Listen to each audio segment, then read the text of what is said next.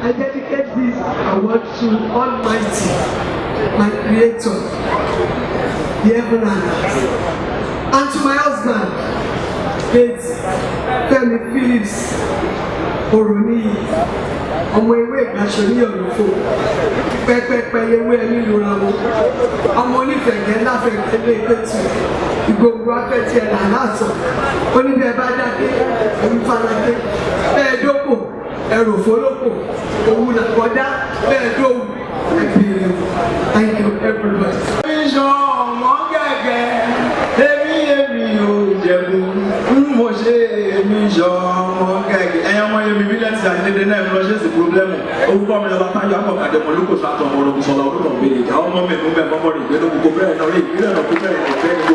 Ọmọ dání yàn dání kékeré, ọmọ bá fún mi yẹ fún mi yẹn nílé sọ. Òde ẹni kéjì àwọ̀dù rí bá mi tó ti yẹ fún mi.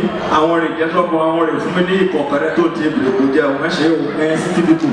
Thank you. The City People Best Actor of the Year in Yoruba is Femi Adebayo.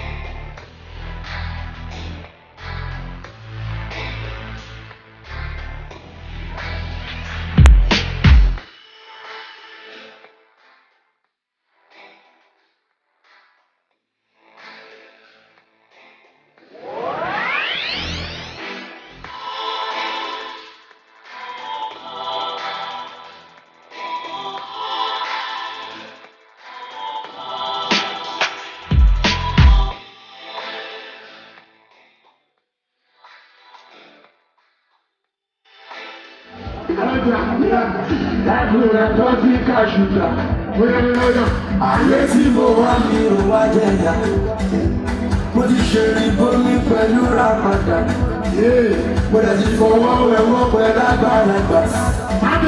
Mo ní bàbá ti ṣe lérí pé ó máa débẹ̀, mo ti lọ́mọ yín lọ́wọ́ ẹ̀yin ní ẹ má lọ bẹ́ẹ̀.